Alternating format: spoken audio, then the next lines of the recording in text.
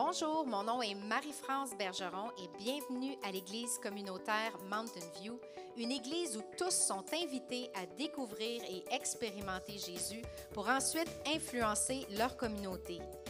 Pour ceux de vous qui sont nos invités pour une première fois, sachez que nous sommes un groupe de croyants passionnés par une foi en Jésus.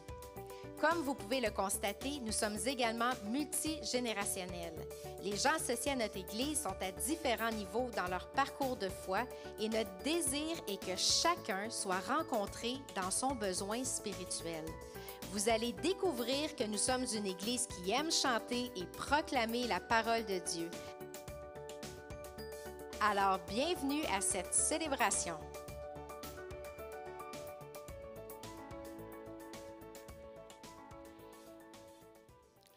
Bonjour à vous toutes, l'Église communautaire Mountain View, et bienvenue à tous ceux qui nous visitent. Et je vous remercie d'être avec nous ce matin pour louer notre Dieu et entendre la parole de Dieu. Et vous savez, on a passé proche de la catastrophe ce matin. J'avais oublié mon capot et j'ai pratiqué toute cette semaine avec le capot. Je ne savais plus quoi faire. Et Michel m'a passé son capot et je lui en remercie ce matin. Et mon nom, c'est Michel, puis passez un bon temps de louange. Amen.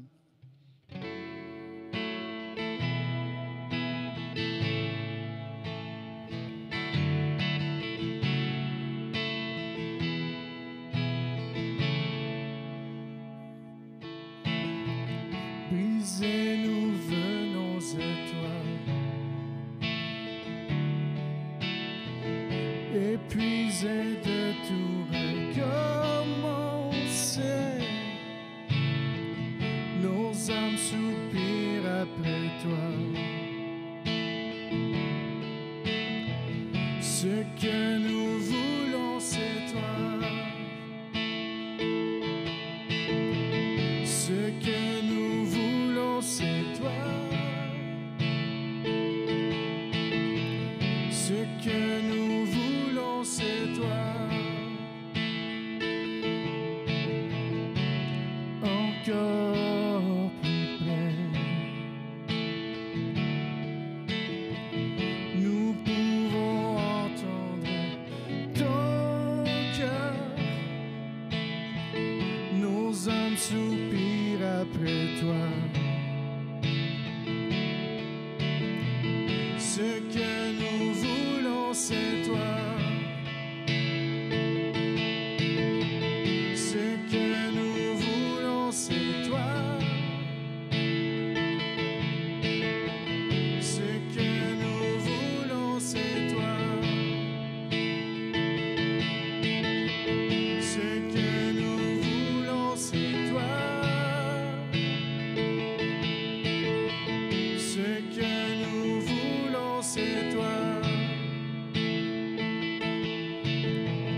Descends sur nous comme une pluie, une brise légère.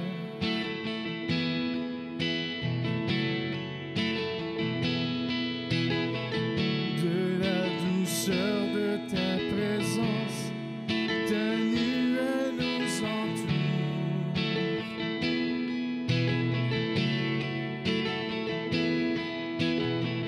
Descends sur nous comme une pluie, une brise légère.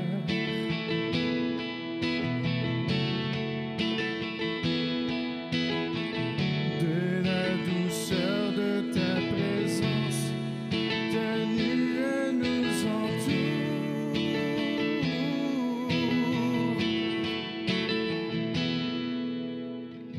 Ce que nous voulons, c'est toi. Ce que nous voulons, c'est toi. Ce que nous voulons, c'est toi. Ce que nous voulons, c'est toi. Ce que nous voulons, c'est toi.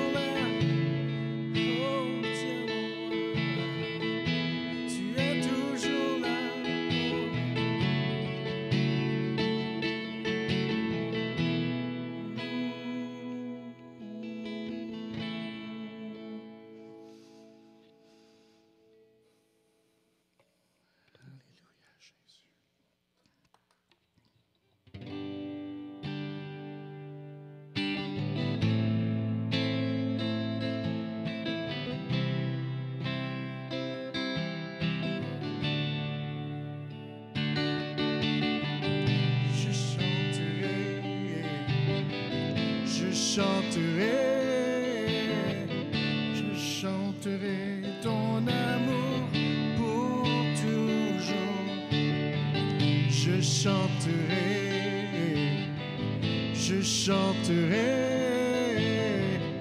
chanterai ton amour pour toujours. Au-delà des grands océans, tes fleuves d'amour s'étendent sur moi. Alors je t'ouvrirai mon cœur et te laisserai me guérir. J'élèverai ma main vers toi. Lèverai ma main. Je chanterai ton amour pour toujours. Je chanterai ton amour pour toujours. Je chanterai ton amour pour toujours.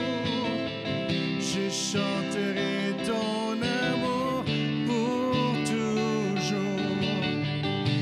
Au-delà des grands océans, tes fleuves d'amour s'étendent sur moi. Alors je t'ouvrirai mon cœur et te laisserai me guérir. Je suis heureux de te connaître. J'élèverai ma main vers toi et à jamais je chanterai ton grand amour. Je chanterai ton amour pour toujours.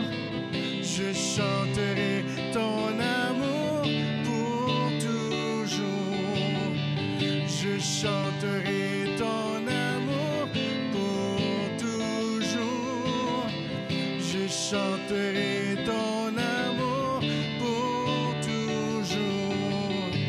Je chanterai ton amour pour toujours. Je chanterai ton amour pour toujours. Je chanterai ton amour pour toujours. Je chanterai ton amour pour toujours. Oh oui, Seigneur. Oui, pour toujours, Seigneur Dieu. Nous chantons ton amour ce matin. Alléluia. Alléluia, tous ensemble.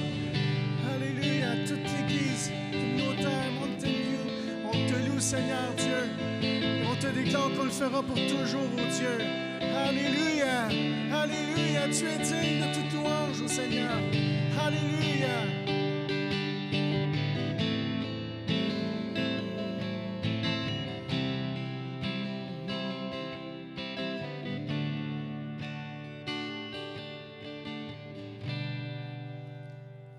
Alléluia, Jésus.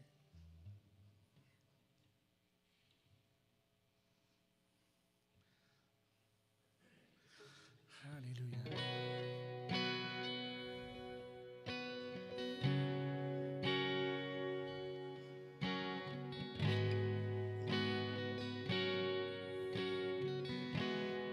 Alléluia, Jésus.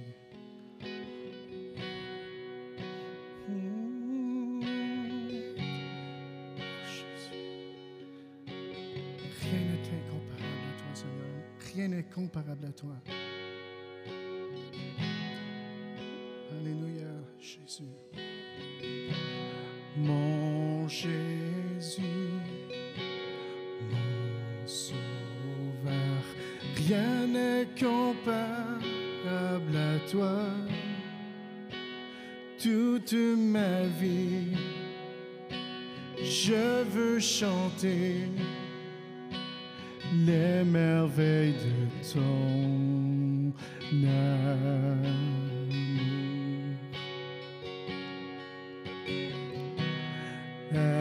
Abrité,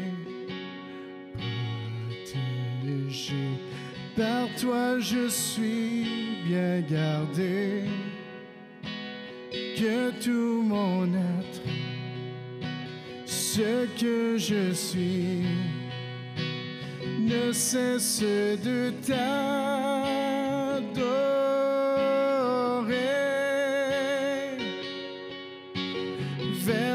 l'Éternel poussons des cris de joie. Gloire et puissance reviennent à notre roi. Les monts se prosternent et les mers mugissent au son divin de ta voix. Émerveillé par l'œuvre de tes mains, je veux t'aimer, te confier mon destin. Rien n'est égal aux promesses que j'ai en toi.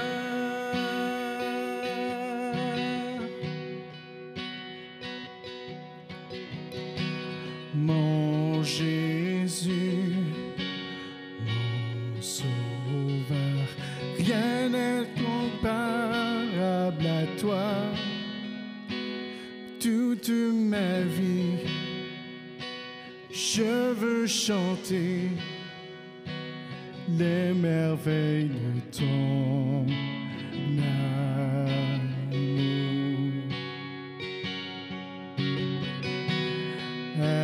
Abrité, protégé, par toi je suis bien gardé. Que tout mon être, ce que je suis, ne cesse de t'adorer.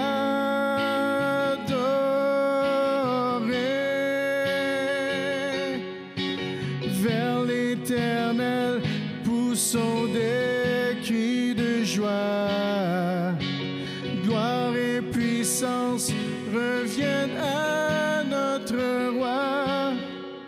Les monts se prosternent et les mers mugissent au son divin de ta voix. Émerveillé par l'œuvre de tes mains, je veux t'aimer, te confier mon destin. Rien n'est égal aux promesses que j'ai. Rien n'est égal aux promesses que j'ai. Rien n'est égal aux promesses que j'ai en toi.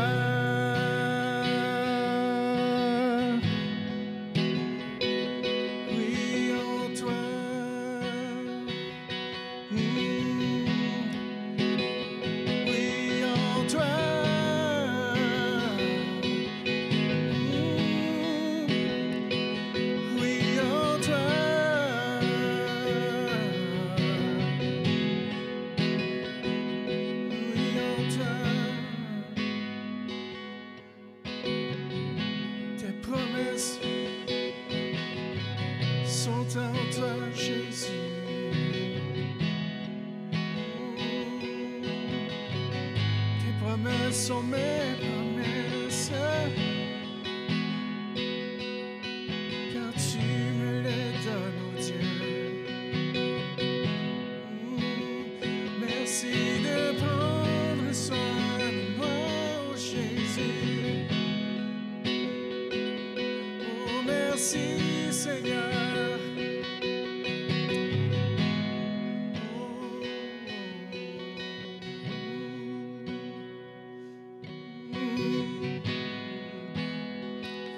Tu me fortifies chaque jour. À travers tes promesses, oh Dieu.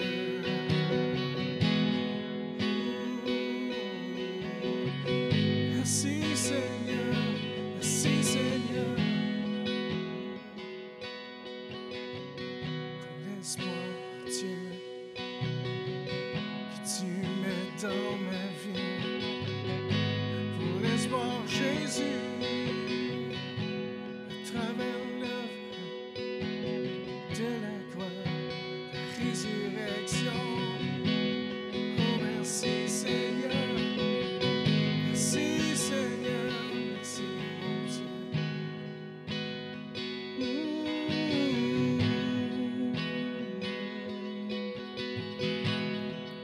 tu me rends fort, Seigneur.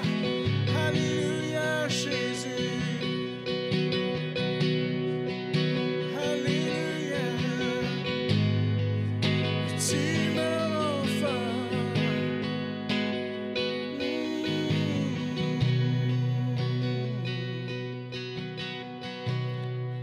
Tu es ma force, incomparable,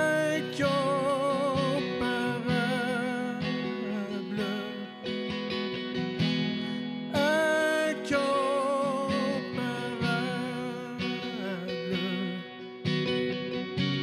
Tu viens à moi.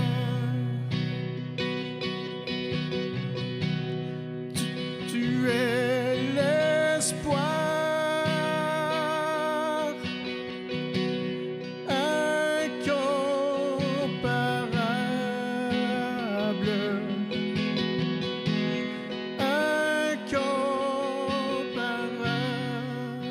incomparable. Tu viens à moi. Dans l'abondance de ta grâce, par la puissance de ton nom, tu me relèves,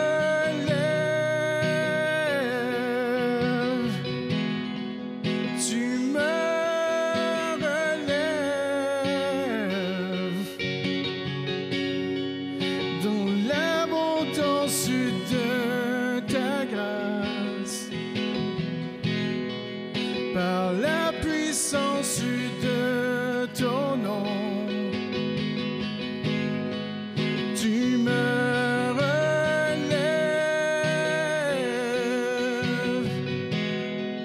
tu me relèves.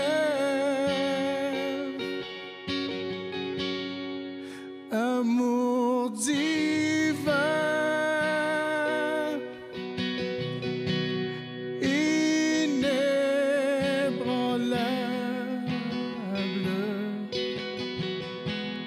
intarissable.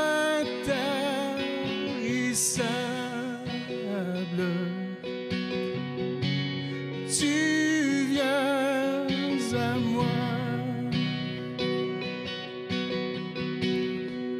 Dans l'abondance de ta grâce,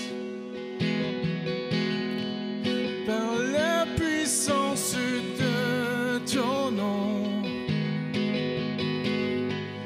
tu me relèves, tu me relèves.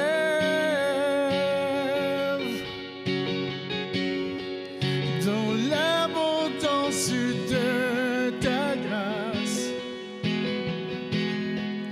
par la puissance de ton nom,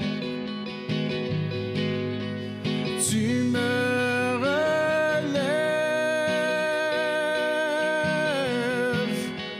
tu me relèves.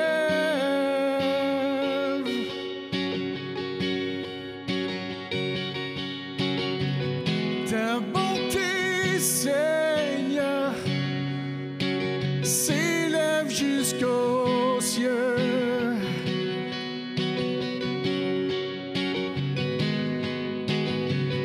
Ta fidélité atteint les nuées.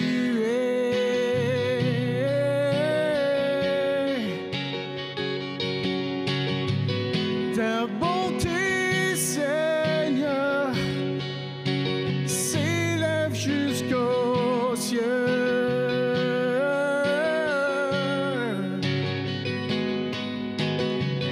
Ta fidélité atteint les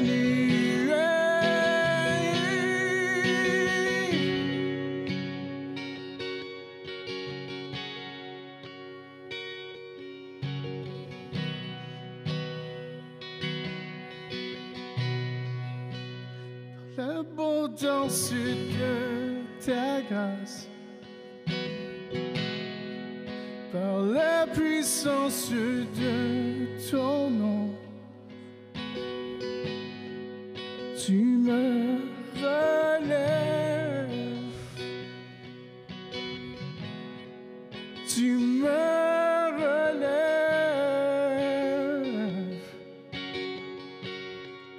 dans l'abondance de ta grâce.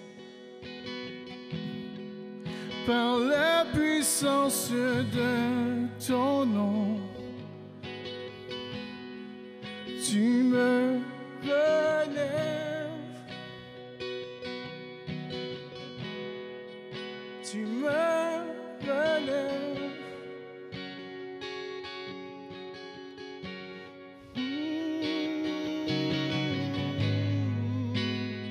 Tu me relèves, Jésus.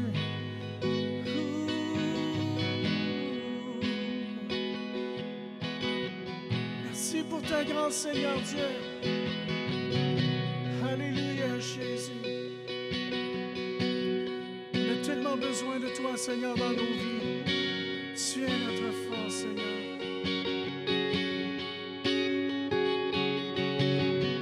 Vois les besoins, Seigneur, de mes frères et sœurs à la maison, Seigneur Dieu. Alléluia, Jésus. Alléluia, vois leur cœur, Seigneur Dieu. Seigneur, je te prie, Seigneur, pour la guérison, Seigneur Dieu. Alléluia, Jésus. Revitalise, Seigneur Dieu, ton Église, Seigneur, de ta force, Seigneur. Alléluia, Jésus.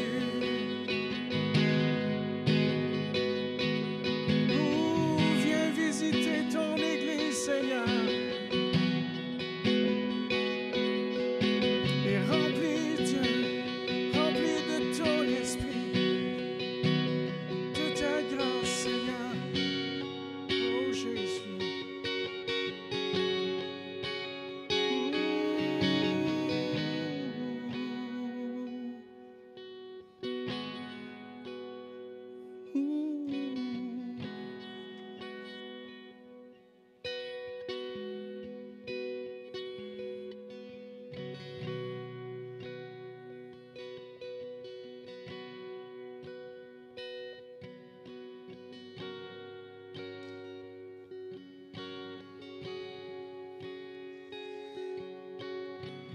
Jésus a fait la promesse que là où 2 ou 3 sont assemblés en son nom, il est au milieu d'eux. Et que ce que nous pouvons demander en son nom, il nous dit « Je le ferai ». Nous sommes d'accord ce matin, même si physiquement nous ne sommes pas tous près les uns des autres, mais nous sommes d'accord ce matin en entendant déjà ce que Dieu nous a dit à travers ces chants qui reprennent des caractères, le caractère de Dieu, sa grâce, sa puissance, son amour, Dieu qui veut nous relever à cause de son nom. On a entendu ça souvent dans les paroles des chants, à cause de son nom. Le nom de Dieu, c'est son caractère, c'est sa nature, c'est sa personnalité. Et ce nom-là, c'est le nom sur lequel nous pouvons appuyer notre foi. Nous pouvons avoir confiance en ce que Dieu veut faire parce qu'il est comme ça. Dieu est fidèle à lui-même. Il est fidèle à ce qu'il a révélé. Et ce qu'il a révélé sur lui, c'est ça qu'on appelle dans la parole son nom. C'est comme ça qu'il s'appelle, lui. Il s'appelle le gracieux. Il s'appelle celui qui veut nous relever, celui qui veut nous fortifier. Voilà qui est notre Dieu. Et c'est sur lui ce matin, donc, que nous voulons nous fonder.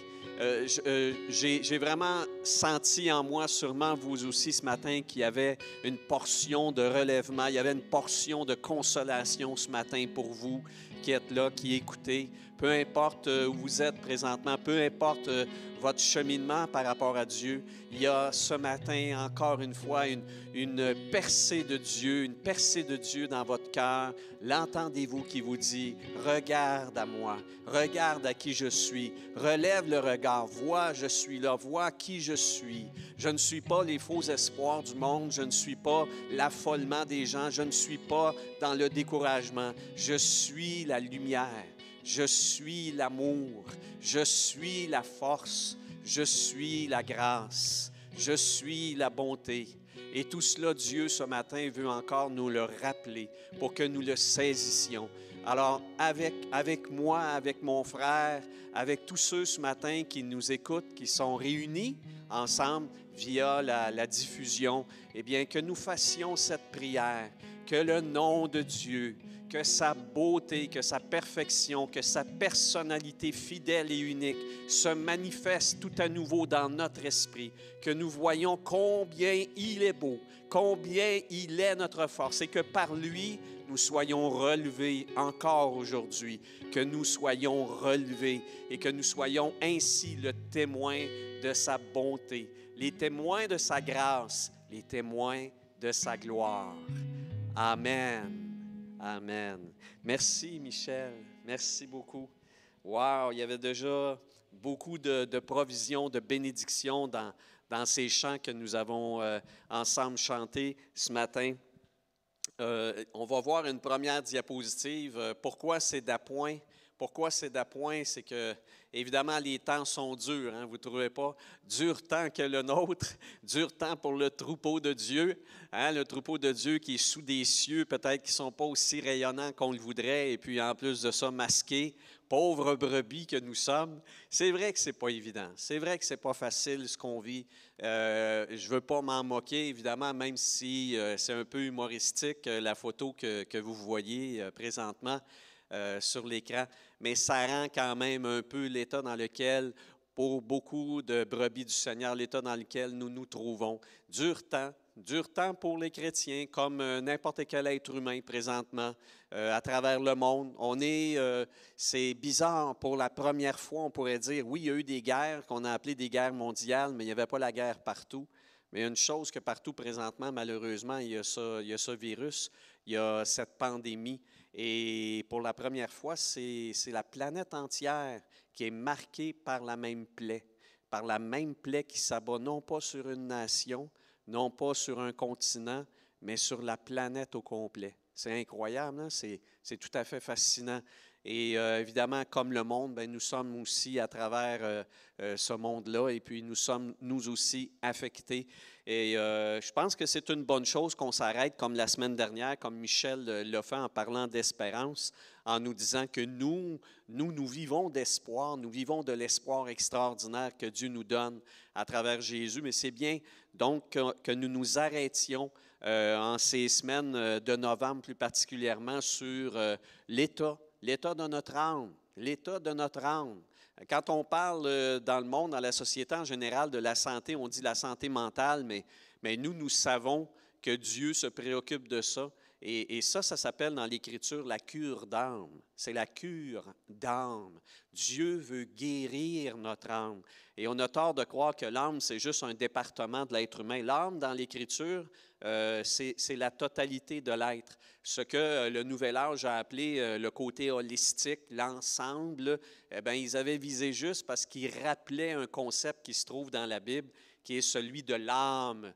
Alors, quand je dis que mon âme appartient au Seigneur, ce n'est pas qu'une partie immatérielle, une partie spirituelle de mon être, mais c'est vraiment tout. Mes émotions, mon psyché, mon mental, ma psychologie, ce sont mes actions, mes choix, mes priorités, etc.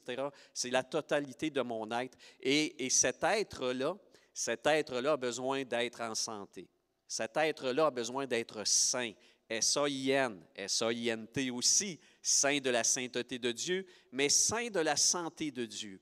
Nous devons toujours revenir à cette santé que Dieu nous propose. Et s'il y a, il y a plusieurs exemples dans l'Écriture qui peuvent nous bénir, mais dans la prochaine dia, ce qu'on voit, c'est qu'un homme a pu dire, et cet homme-là, jeune homme, d'ailleurs, au moment où il a fait cette déclaration, le psaume 23, ce jeune homme-là était dans la solitude. David, on en retient beaucoup, la plupart du temps, cette période tout à fait extraordinaire de son combat contre Goliath, où le moment, bien évidemment, les épreuves, on les connaît, celles qui l'ont mené au trône d'Israël comme étant le roi le plus magnifique, si on veut, parce qu'il a même été l'archétype de Jésus lui-même.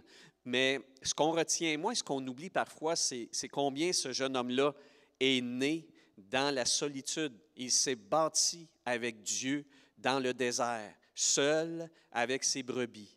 Et ce jeune homme-là qui était là dans la solitude, laissé par les autres, cette solitude-là qu'on peut sentir aujourd'hui, une solitude qu'on peut éprouver, évidemment, en disant « je suis seul, je suis sans les autres, je ne peux pas les rejoindre, je ne peux pas avoir de communion fraternelle, je ne peux pas en avoir. » Pensons que David était comme ça, délaissé par ses grands frères qui le méprisaient, même que son père, lorsque le prophète, vous vous souviendrez, le prophète Samuel est allé chez le père de David pour dire « Présente-moi tes fils pour que je voie lequel d'entre eux Dieu a-t-il choisi. » Et puis son père a présenté tous ses enfants, sauf David.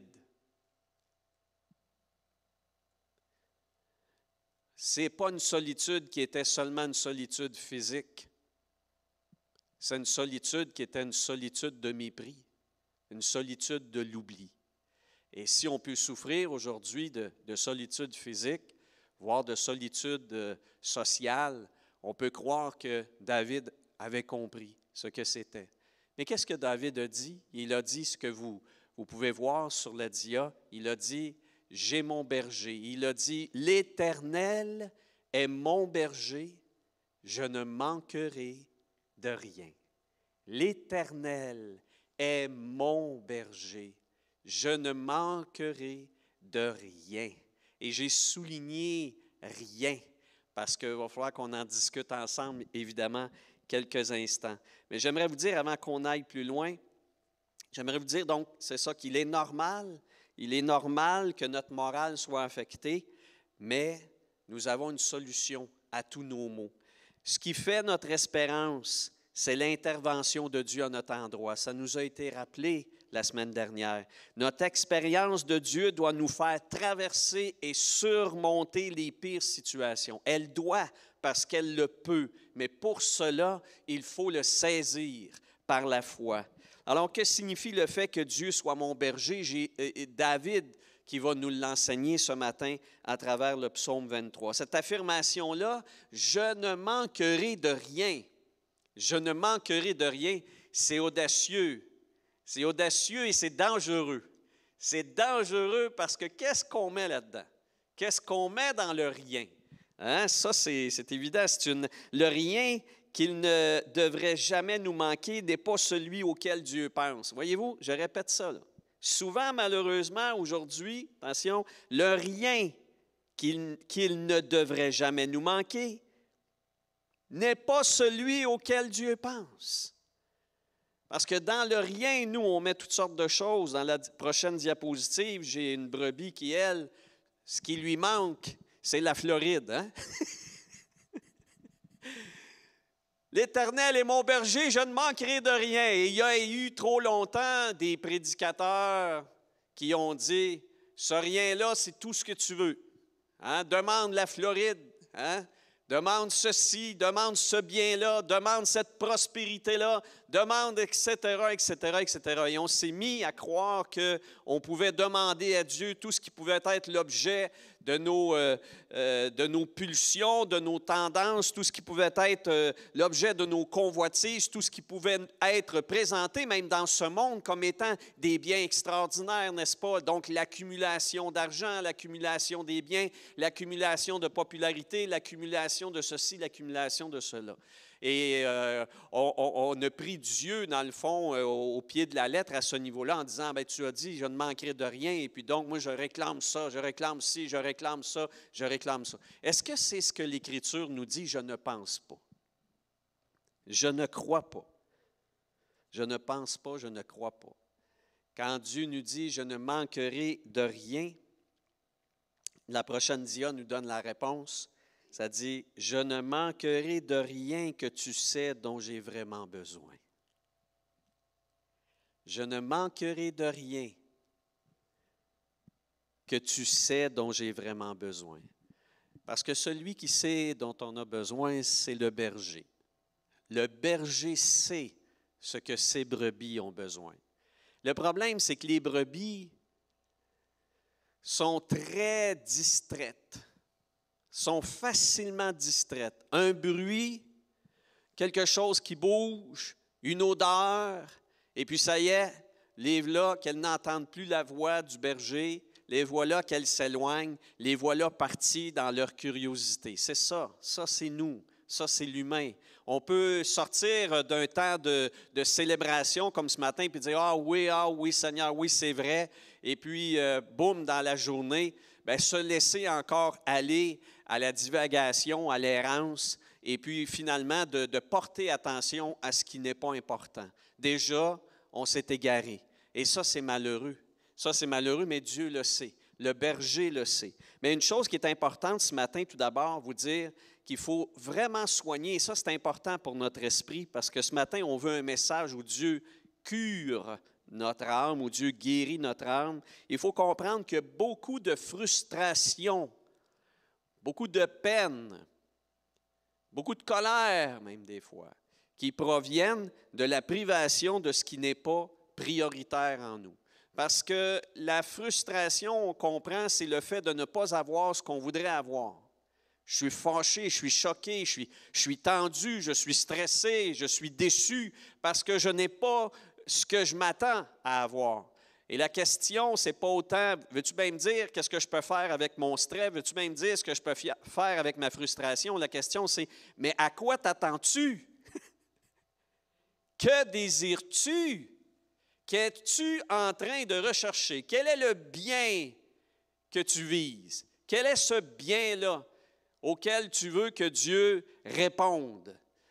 Il faut se poser la question parce que la vie est faite, malheureusement, dans ce monde, est faite d'un système dans lequel nous sommes appelés à convoiter, à désirer, à vouloir, à rechercher toutes sortes de choses. Des choses qui sont bonnes, des choses qui sont moins bonnes et même des mauvaises. Et tout ça, ça nous est offert constamment. Et le monde dans lequel nous vivons présentement, c'est un monde de propositions publicitaires qui est complètement envahissant. C'est envahissant. J'écoutais hier soir avec Anne, mon épouse, le Social Dilemma, le dilemme social. Je ne sais pas si vous avez vu ça sur Netflix. Vous devez regarder ça.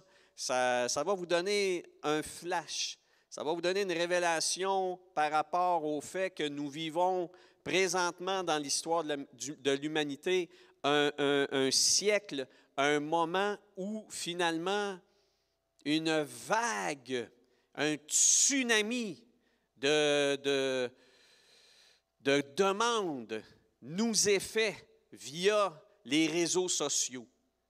Pas seulement via la télévision, pas seulement via les journaux, les magazines ou la radio, comme ce l'était quand même depuis quelques décennies, mais maintenant les réseaux sociaux sont là sur nous, tandis qu'on navigue sur le web, que ce soit sur Facebook, sur Twitter, sur Instagram, tous ces systèmes de logiciels-là qui ont été faits.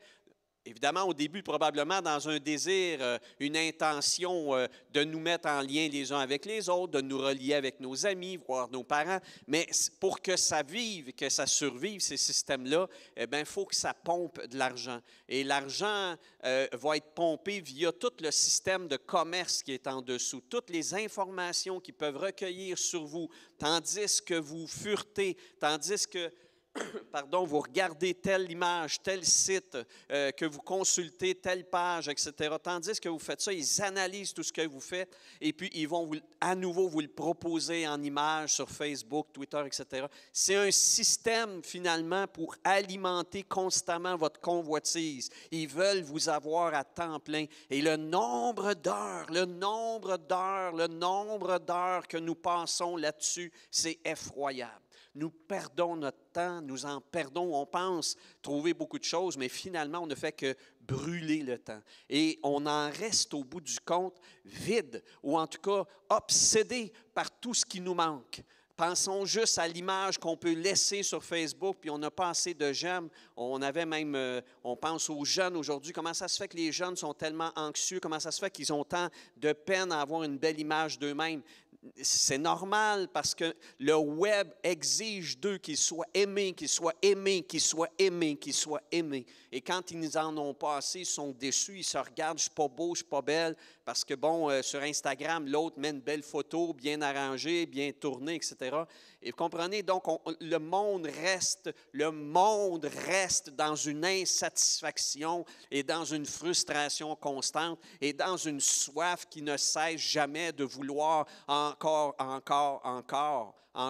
être aimé, encore posséder, encore avoir, et ça ne sera jamais assouvi parce que dès que tu as ce qu'on t'a présenté et qu'enfin tu as acheté ou obtenu, ils vont encore une fois exciter ta convoitise, exciter ta demande. Et comprenez, on vit dans un monde de fous, là. Et la seule façon de s'en sortir, c'est de laisser ça de côté. La seule manière de s'en sortir, c'est de dire, « Wow, un instant, le bien que je suis en train de rechercher là, serait-ce ça le bien de Dieu? » Non, évidemment non. Ce n'est pas ça le bien de Dieu. « L'Éternel est mon berger, je ne manquerai de rien, mais pas de ces choses-là. » Ce dont je ne manquerai pas, c'est de ce que Dieu sait dont j'ai besoin. Ça, je n'en manquerai jamais. Et comprenez, on va le voir dans les versets, les quelques versets qui vont suivre, mais il faut absolument, mes frères, mes sœurs, qu'on commence par faire une gestion sérieuse de ce qu'on met dans notre esprit via les yeux, via l'écoute, via le regard. Il faut qu'on se mette à faire une gestion de ce qu'on regarde. C'est absolument important. Viens trouver en moi ton bien et tu seras comblé. Viens trouver en moi ton bien et tu seras comblé. Et j'aimerais déjà avec vous prier. Ô berger du troupeau de Dieu, berger du troupeau de Dieu, que je cherche et que je trouve en toi ce qu'il y a de mieux. Que je cherche et que je trouve en toi ce qu'il y a de mieux. Alors ces choses que je souhaite ou qui me manquent, fais-en d'abord l'examen. Fais-en l'examen. Sonde-moi, ô Dieu, et connais mon cœur. Éprouve-moi et connais mes pensées. Regarde si je suis sur une mauvaise voie et conduis-moi plutôt sur la voie de l'éternité. Mais encore, on poursuit quelques phrases seulement de ce psaume de guérison. Le Seigneur dit, ou David dit, « Il me fait prendre du repos dans des pâturages verts. » Il me fait prendre du repos dans des pâturages verts. Il y a ceci d'intéressant, vous savez, la traduction en français va donner un sens à des mots qui, à l'origine, sont en hébreu. Dans ce cas-ci, c'est l'Ancien Testament. Mais le mot qui est traduit par « faire prendre du repos », ce mot-là, « rabatz », c'est le mot qui rendait l'action chez le berger de faire asseoir ses brebis. Il les faisait coucher. Et ça, c'est « rabatz ». Rabatz, rabatz, couche, couche-toi. Couche-toi, couche-toi, couche-toi. Arrête de courir après les choses autour. Il y a des fois où il faut s'arrêter. On vient de le voir parce qu'on est là, on est en train de s'affoler, on est en train d'essayer de se distraire, on est en train d'essayer de combler notre temps d'ennui, on est en train d'essayer, etc., etc. Puis il y a des temps où Dieu est obligé de dire couche, couche, couche, couche. Wow, wow, wow. On s'arrête là. Arrête de courir. Arrête de te fatiguer. Puis on peut courir même dans la maison. L'idée, c'est qu'on court dans notre esprit. On court après un paquet de choses. Et là, Dieu, des fois, est obligé de nous dire, en hébreu, ce serait ceci, « Rabatz, rabatz, couche, couche-toi. » Et c'est ça. David dit, Dieu me dit, « Rabatz. » Dieu me dit, « Arrête, arrête là. Arrête un peu. » Voilà ce que c'est. Il me fait prendre du repos, c'est-à-dire qu'il me dit, arrête-toi, arrête là, Arrête, parce que tu regardes ailleurs. As-tu vu où je t'ai conduit? Sais-tu où tu te trouves? Tu te trouves dans des pâturages verts. Je pourvois pour toi à un lieu de nourriture extraordinaire. Arrête de courir ailleurs. Reste ici. Rabatz. Arrête-toi. Cherche là où moi je suis. Moi, ton berger, je suis là, dans les verts pâturages. Reste ici. Rabatz. Arrête-toi. Et ça, on a besoin de l'entendre. Parce qu'on court, on court, on court. Et on a raison d'être fatigué. On a raison d'être fatigué psychologiquement. On a raison d'être fatigué de différentes manières. Les prés verts, les prés qui sont là, le pâturage nourrissant. Les prés verts, ce sont les paroles vivifiantes de Dieu que nous recevons lorsque nous l'écoutons dans sa parole. Voilà ce que sont les prés verts. C'est cette nourriture-là qui est vivante. Ce sont les paroles logos, c'est-à-dire les paroles de connaissance qu'on peut lire dans la parole de Dieu. Ça s'appelle logos d'une certaine manière en grec, qui veut dire cette parole-là de connaissance, cette parole-là du Christ, mais c'est aussi un rhéma, c'est-à-dire c'est une parole qui devient appliquée, qu'on entend dans notre âme, une parole qui vient nous nourrir parce qu'elle nous parle présentement. Et il y en a ce matin qui sont en train d'en manger, j'espère, du pré vert. Ils mangent un pâturage gras, nourrissant. J'espère ce matin qu'il y en a qui sont en train de se dire « Oh boy, le chapeau est pour moi ce matin, je dois le mettre. Aïe, aïe, aïe, je pense que cette parole-là, je l'ai oubliée. Voilà, le Seigneur me dit qu'il faut que je m'arrête. Ou voilà, le Seigneur me dit que je suis en train de me perdre à longueur de journée dans toutes sortes de recherches puis d'attentes, etc. J'entends cette parole. C'est ça, le pâturage vert. Les pâturages verts de Dieu ne peuvent être mangés tant qu'on ne s'arrête pas. Il faut s'arrêter. Rabatz, arrête. Arrête, parce que dans ton affolement, dans ton activité, tu ne peux pas prendre le temps de méditer. Tu ne peux pas prendre le temps d'entendre ma voix. Il faut savoir s'arrêter jour après jour. Je prie, j'espère, je vous exhorte que vous preniez du temps dans la parole de Dieu. Prenez du temps à lire tranquillement. Ce n'est pas une course.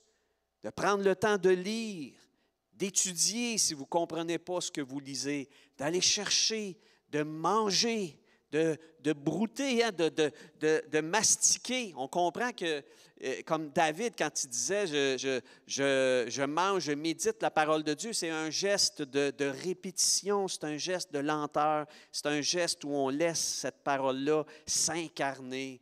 Le rhéma de Dieu, ce n'est pas juste un flash. Le rhéma de Dieu, c'est quelque chose qu'on accueille en soi. C'est quelque chose dont on se revêt. Et c'est quelque chose qu'on incarne. Mais pour ça, c'est rabattre. Mais l'erreur du monde, vous voyez comme à la prochaine diapositive, c'est de courir sur les chemins du monde. L'erreur de trop de chrétiens, c'est d'aller sur l'autoroute humaine. Puis on pense qu'on est sur les voies rapides. On pense qu'on va aller vite comme ça. Wow, c'est efficace ça. Tu peux aller à ton but. Tu peux viser ton objectif. Mais pour un enfant de Dieu, c'est un lieu de mort. C'est un lieu d'accident.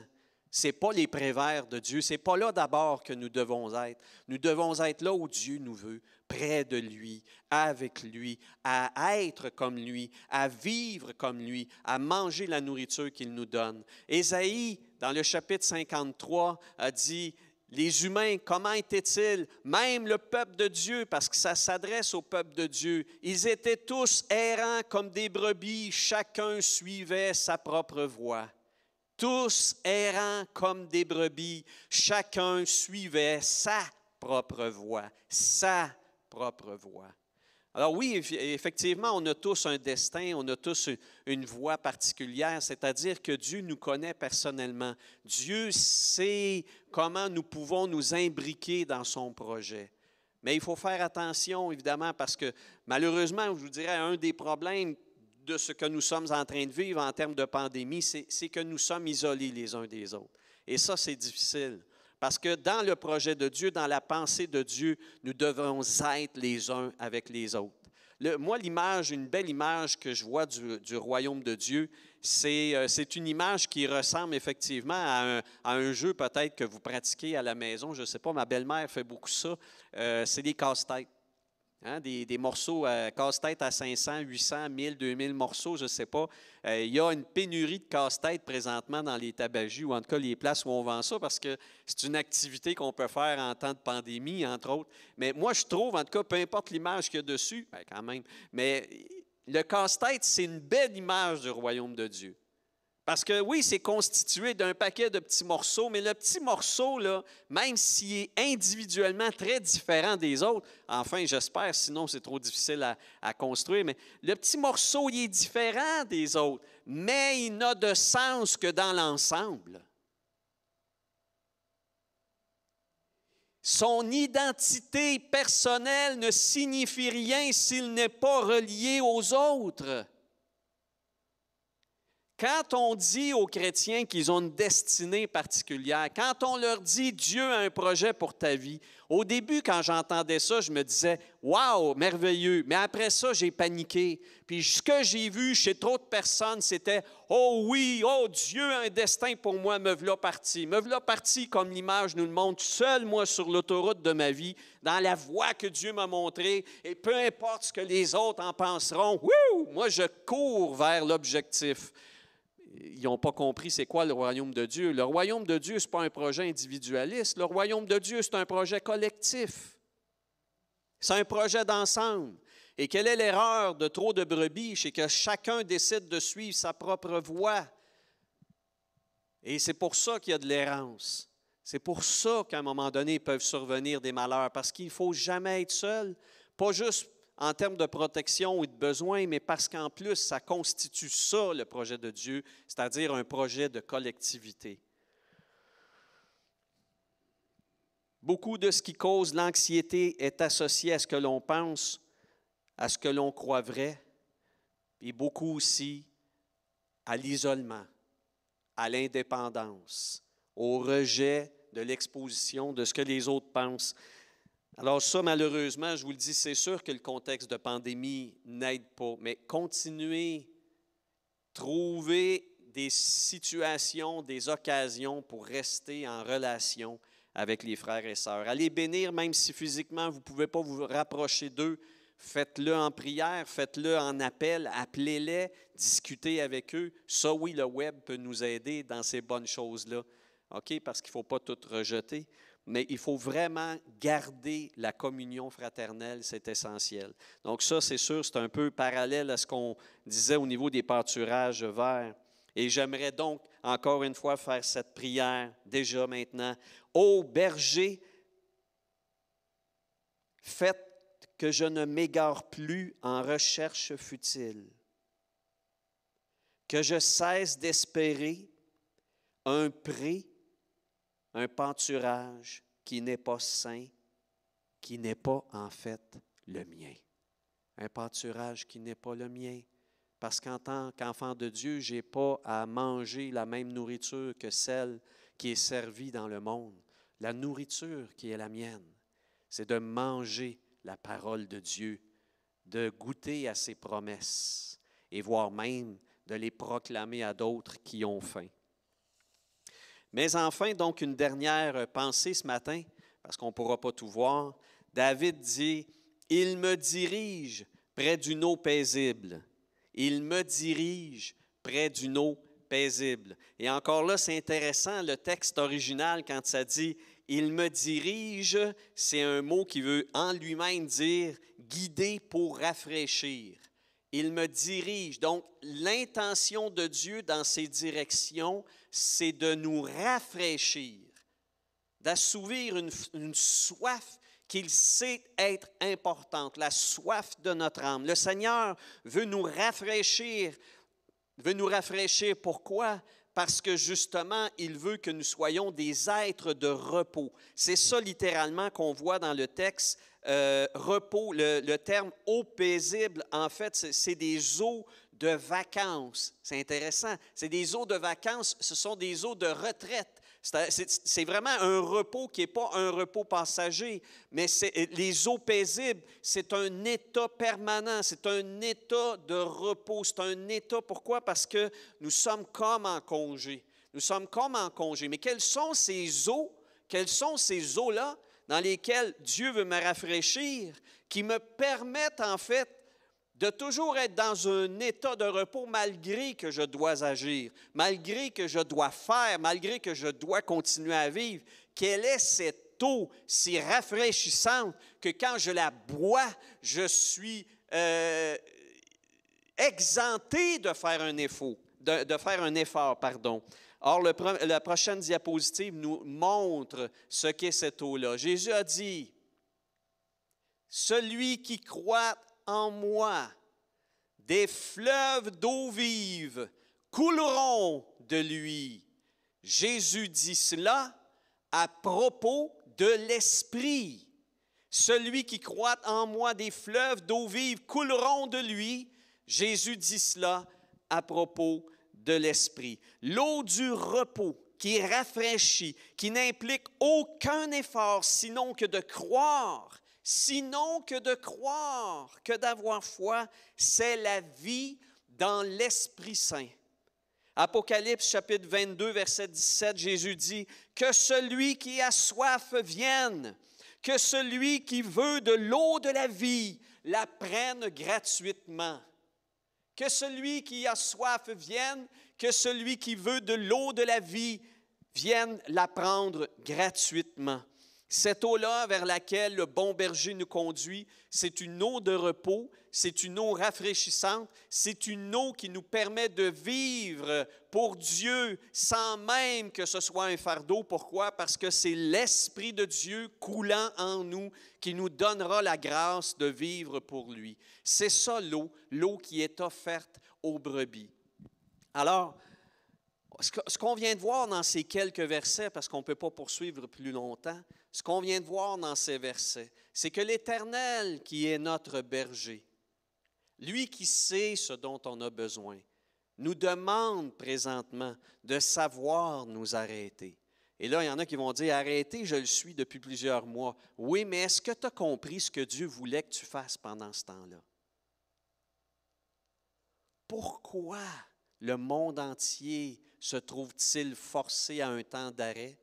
Bien, évidemment, il y a la condition de la pandémie. Mais il y a une parole que le peuple de Dieu doit entendre. Dans ce temps où nous sommes forcés à l'arrêt, Dieu nous dit, « Rabatz, assieds-toi, mange ma parole, entends ma voix, je veux t'enseigner, bois la voix, la vie de l'Esprit qui coulera en toi et qui te guérira, qui te fortifiera et qui fera que même si le contexte environnant est pénible, est difficile pour l'humain, pour toi qui es mon enfant, ton âme sera restaurée. L'Éternel est mon berger. » Et j'aimerais qu'on se laisse en conclusion avec ce verset, ce dernier verset qui dit, David qui dit, « Il me conduit dans les sentiers de la justice à cause de son nom. » Et voyez encore le nom de Dieu qui est évoqué.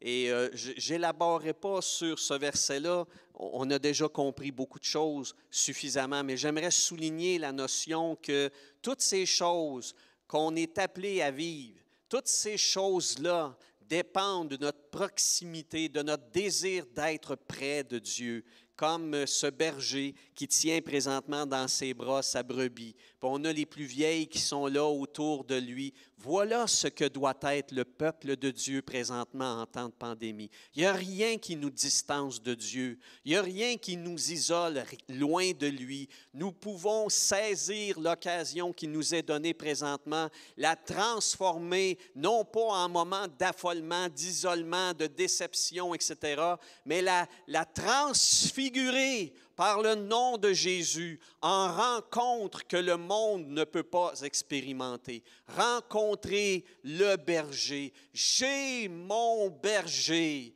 Que notre âme puisse dire ça en cet instant, qu'on puisse dire, oui, le Seigneur est notre berger, que nous nous retrouvions en toi, Seigneur, que nous goûtions combien tu es notre bien, que nous cherchions en toi notre force et notre repos. Je vais inviter, Michel, à s'approcher. J'aimerais qu'on chante encore en terminant.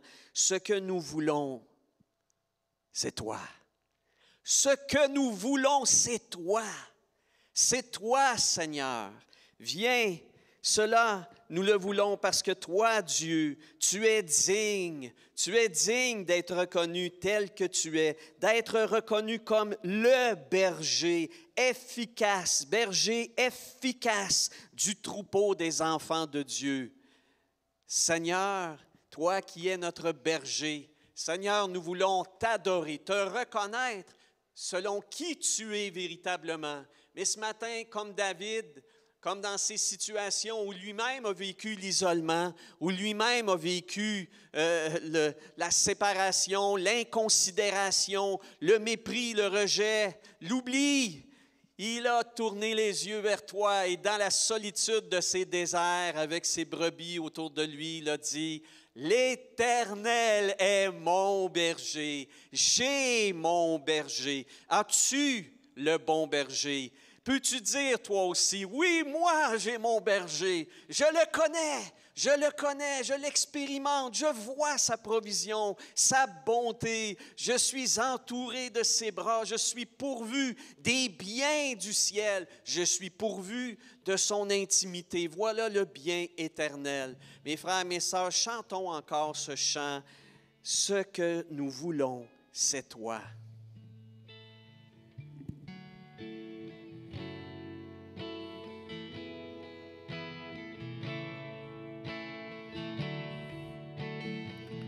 Brisés, nous venons à toi. Épuisés de tout recommencer, nos âmes soupirent après toi. Ce que nous voulons, c'est toi. Ce que nous voulons, c'est toi. Ce que nous voulons, c'est toi. Encore plus près, nous pouvons entendre ton cœur. Nos âmes soupirent après toi.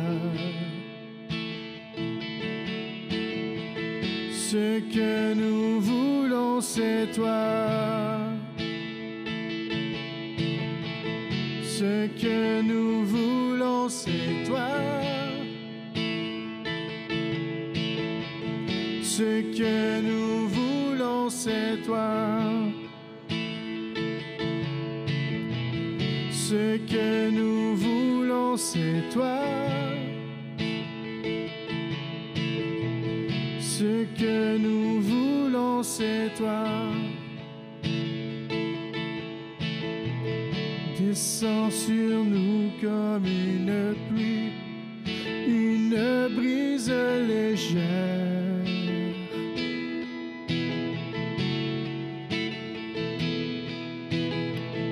De la douceur de ta présence, ta nuée nous entoure.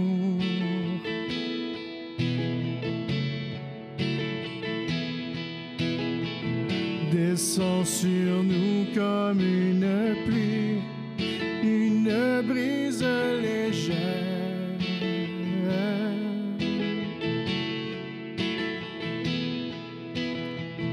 De la douceur de ta présence, ta nuée nous entoure.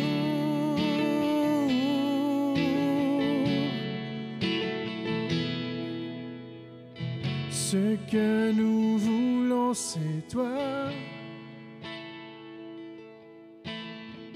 Ce Ce que nous voulons, c'est toi. Ce que nous voulons, c'est toi. Ce que nous voulons, c'est toi. Ce que nous voulons, c'est toi. Ce que nous voulons, c'est toi. Ce que nous voulons, c'est toi.